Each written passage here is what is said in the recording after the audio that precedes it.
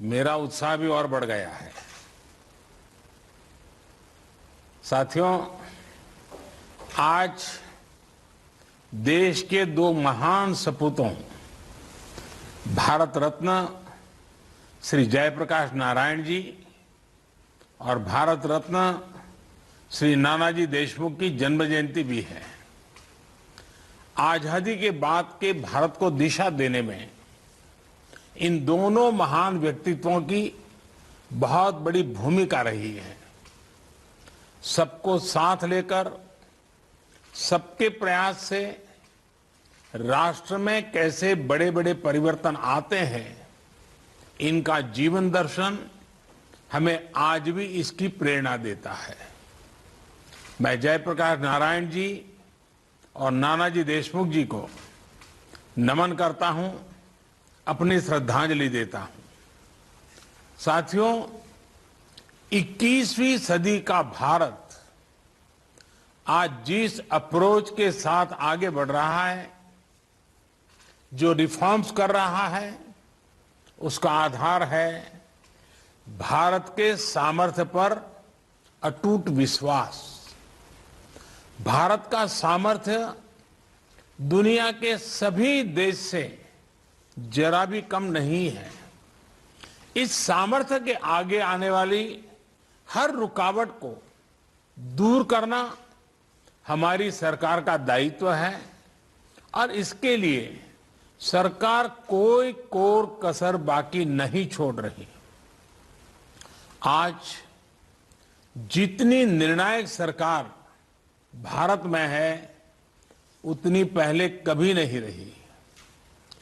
Space sector और space tech को लेकर आज भारत में जो बड़े रिफॉर्म्स हो रहे हैं, वो इसी की एक कड़ी है। मैं इंडियन स्पेस एसोसिएशन इस्पा के गठन के लिए आप सभी को एक बार फिर बधाई देता हूं, अपनी शुभकामनाएं देता हूं। साथियों, जब हम स्पेस रिफॉर्म्स की बात करते हैं तो हमारी अप्रोच 4 पिलर्स पर आधारित है। पहला, प्राइवेट सेक्टर को इनोवेशन की आजादी। दूसरा, सरकार की एनेबलर के रूप में भूमिका। तीसरा, भविष्य के लिए युवाओं को तैयार करना। और चौथा, स्पेस सेक्टर को सामान्य मानवीय की प्रगति के संसाधन के रूप में देखना। इन चारों पिलर्स की बुनियाद अपने आप में असाधारण संभावनाओं के द्वार खोलती है। साथियों, आप इस बात को भी मानेंगे कि पहले स्पेस सेक्टर का मतलब ही होता था सरकार, लेकिन हमने पहले इस माइंडसेट को बदला और फिर स्पेस सेक्टर में इनोवेशन किए। सरकार, स्टार्टअप एक दूसरे से सहयोग और स्पेस का मंत्र दिया। ये नई सोच, नया मंत्र इसलिए जरूरी है क्योंकि भारत के लिए अब ये लीनियर इनोवेशन का समय नहीं है। ये समय एक्सपोनेंशियल इनोवेशन का है और ये मुमकिन तब होगा जब सरकार हैंडलर की नहीं, एनेबलर की भूमिका निभाएगी। इसलिए आज डिफेंस से लेकर स्पेस सेक्टर तक सरकार अपने एक्सपर्टाइज को साझा कर रही है। प्राइवेट सेक्टर के लिए लॉन्च पैड उपलब्ध करवा रही है। आज इसरो की फैसिलिटीज को प्राइवेट सेक्टर के लिए ओपन किया जा रहा है। अब यह सुनिश्चित किया जाएगा कि इस क्षेत्र में जो टेक्नोलॉजी मैच्योर हो चुकी है, उसे प्राइवेट सेक्टर को भी ट्रांसफर किया जाए। हमारे जो यंग इनोवेटर्स हैं, उन्हें इक्विपमेंट खरीदने के लिए समय और ऊर्जा न खर्च करने पड़े, इसलिए सरकार स्पेस एसेट और सर्विसेज के लिए एग्रीगेटर की भूमिका भी निभाएगी।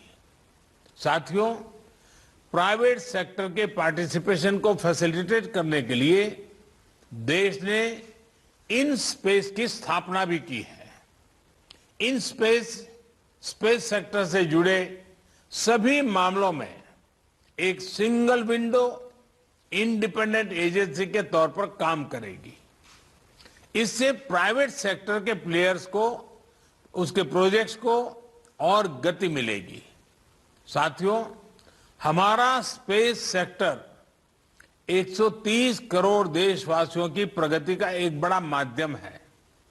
हमारे लिए स्पेस सेक्टर यानी सामान्य मानवीय के लिए बेहतर मैपिंग, इमेजिंग और कनेक्टिविटी की सुविधा। हमारे लिए स्पेस सेक्टर यानी एंटरप्रेन्योर्स के लिए शिपमेंट से लेकर डिलीवरी तक बेहतर स्पीड। स्पेस सेक्टर यानी किसानों और मछुआरों के लिए बेहतर फोरकास्ट, बेहतर सुरक्षा और आमदनी। हमारे लिए स्पेस सेक्टर का मतलब इकोलॉजी की, पर्यावरण की बेहतर निगरानी, प्राकृतिक आपदाओं की सटीक भविष्यवाणी, हजारों लाखों लोगों के जीवन की रक्षा। देश के यही लक्ष्य अब इंडियन स्पेस एसोसिएशन के भी साझा लक्ष्य बन गए हैं। साथियों, आज देश एक साथ इतने व्यापक रिफॉर्म्स देख रहा है क्योंकि आज देश का विजन स्पष्ट है। ये विजन है आत्मनिर्भर भारत का। आत्मनिर्भर अभियान सिर्फ एक विजन नहीं है, बल्कि एक well thought, well plan, integrated economic strategy भी है। एक ऐसी स्ट्रेटेजी जो भारत के उद्यमियों, भारत के युवाओं के स्किल की क्षमताओं को बढ़ाकर भारत को ग्लोबल मैन्युफैक्चरिंग पावर हाउस बनाए। एक ऐसी स्ट्रेटेजी जो भारत के टेक्नोलॉजिकल एक्सपर्टीज को आधार बनाकर भारत को इनोवेशंस का ग्लोबल सेंटर बनाए। एक ऐसी स्ट्रेटेजी जो ग्लोबल डेवलपमेंट में बड़ी भूमिका निभाए, भारत के ह्यूमन रिसोर्सेज और टैलेंट की प्रतिष्ठा विश्व स्तर पर बढ़ाए।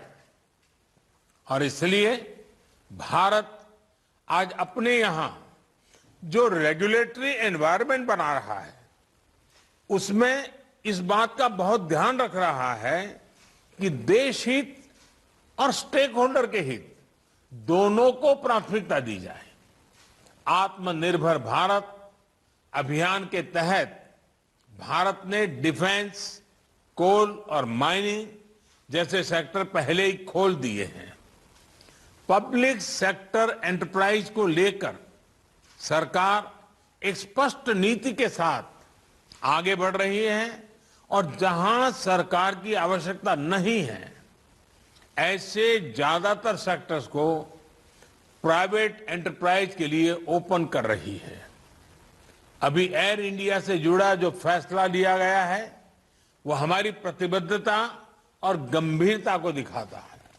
साथियों, बीते वर्षों में हमारा फोकस नई टेक्नोलॉजी से जुड़ी रिसर्च एंड डेवलपमेंट के साथ ही उसको सामान्य जन तक पहुंचाने पर भी रहा है।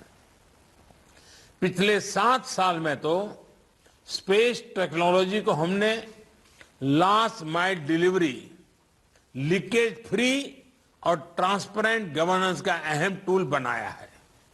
गरीबों के घरों, सड़कों और दूसरे इंफ्रास्ट्रक्चर प्रोजेक्ट्स में जियो टैगिंग का उपयोग हो, सैटेलाइट इमेजरी से विकास कार्यों की मॉनिटरिंग हो, फसल बीमा योजना के तहत तेजी से क्लेम सेटल करना हो, नाविक सिस्टम से करोड़ों मछुआरों की मदद हो, डिजास्टर मैनेजमेंट से जुड़ी प्लानिंग हो।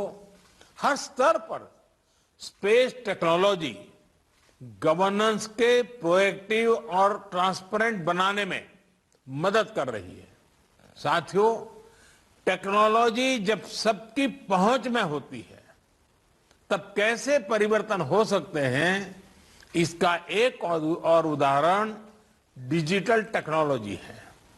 आज अगर भारत दुनिया की टॉप की डिजिटल इकोनॉमी में से एक है, तो इसके पीछे एक बड़ा कारण यह है कि हमने डेटा की ताकत को गरीब से गरीब को भी सुलभ बनाया है। इसलिए आज जब हम कटिंग एज टेक्नोलॉजी के लिए स्पेस को एक्सप्लोर कर रहे हैं, तब हमें उस नागरिक को याद रखना है जो अंतिम पायदान पर खड़ा है। हमें याद रखना है कि भविष्य की टेक्नोलॉजी से हमें दूर सुदूर के गांव में गरीब से गरीब को उत्तम रिमोट हेल्थ केयर, बेहतर वर्चुअल एजुकेशन, नेचुरल डिजास्टर से बेहतर और प्रभावी सुरक्षा, ऐसे अनेक समाधान देश के हर वर्ग, हर कोने तक पहुंचाने हैं।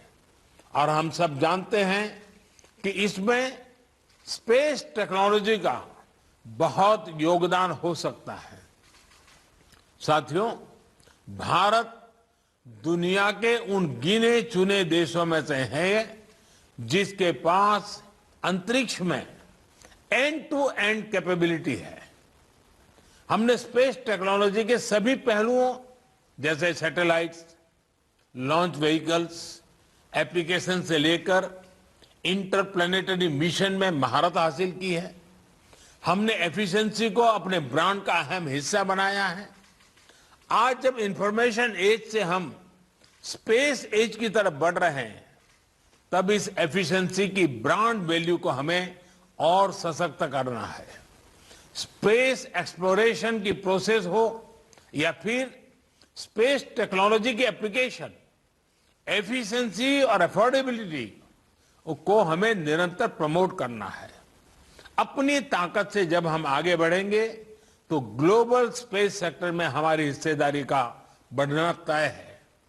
अब हमें स्पेस कंपोनेंट्स के सप्लायर से आगे बढ़कर end to end space system की सप्लाई चेन का हिस्सा बनना है। यह आप सभी की, सभी स्टेक होल्डर्स की पार्टनरशिप से ही संभव है। एक पार्टनर के तौर पर सरकार हर स्तर पर इंडस्ट्री को, युवा इनोवेटर्स को, स्टार्टअप्स को सपोर्ट कर रही है और आगे भी करती रहेगी। साथियों, स्टार्टअप का एक मजबूत इकोसिस्टम विकसित करने के लिए प्लेटफॉर्म अप्रोच बहुत जरूरी है। ऐसी अप्रोच जहां एक open access public control platform सरकार बनाती है और फिर उसको इंडस्ट्री और एंटरप्रेन्योर्स के लिए उपलब्ध कराया जाता है। उस बेसिक प्लेटफॉर्म पर एंटरप्रेन्योर नए सॉल्यूशन तैयार करते हैं। डिजिटल पेमेंट्स के लिए सरकार ने सबसे पहले यूपीआई प्लेटफॉर्म बनाया। आज इसी प्लेटफॉर्म पर फिनटेक स्टार्टअप का नेटवर्क सशक्त हो रहा है। स्पेस सेक्टर में भी ऐसे ही प्लेटफॉर्म अप्रोच को प्रोत्साहित किया जा रहा है। इसरो की फैसिलिटीज तक एक्सेस हो, इन स्पेस हो, न्यू स्पेस इंडिया लिमिटेड हो, ऐसे हर प्लेटफॉर्म से स्टार्टअप्स और प्राइवेट सेक्टर को बड़ा सपोर्ट मिल रहा है। जियो स्पेशल मैपिंग सेक्टर से जुड़े नियम कायदों को भी सरल किया गया है ताकि स्टार्टअप्स और प्राइवेट एंटरप्राइज नई संभावनाएं तलाश कर सके। ड्रोन्स को लेकर भी ऐसे ही प्लेटफॉर्म विकसित किए जा रहे हैं ताकि अलग अलग सेक्टर में ड्रोन टेक्नोलॉजी का उपयोग हो सके। साथियों, आज 11 अक्टूबर को international day of the girl child भी होता है। हम में से कौन भूल सकता है भारत के मार्स मिशन की वो तस्वीरें, जब भारत की महिला वैज्ञानिक इस मिशन की सफलता का जश्न मना रही थी। मुझे विश्वास है स्पेस सेक्टर में हो रहे रिफॉर्म इस क्षेत्र में विमेन पार्टिसिपेशन को और ज्यादा बढ़ाएंगे। साथियों, आज यहां आप सभी साथियों के ने अन्य बातों को लेकर भी अपने सुझाव दिए हैं। आपके इनपुट्स और सजेशंस ऐसे समय में आए हैं जब स्पेस कॉम पॉलिसी और रिमोट सेंसिंग पॉलिसी को फाइनलाइज करने का काम आखिरी चरण में है। मुझे विश्वास है कि सभी स्टेक होल्डर्स के एक्टिव एंगेजमेंट से देश को एक बेहतर पॉलिसी बहुत जल्द ही मिलेगी। साथियों, आज हम जो निर्णय लेंगे, जो नीतिगत सुधार करेंगे, उनका प्रभाव आने वाली पीढ़ियों पर पड़ेगा, आने वाले 25 वर्षों पर पड़ेगा।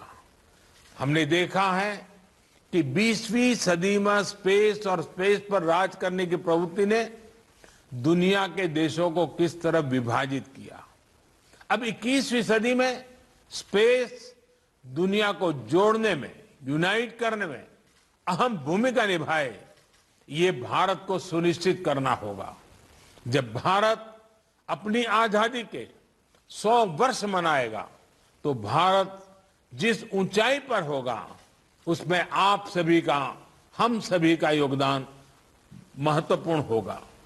इस एहसास, इस दायित्व बोध, सेंस ऑफ रिस्पॉन्सिबिलिटी के साथ ही हमें आगे बढ़ना है।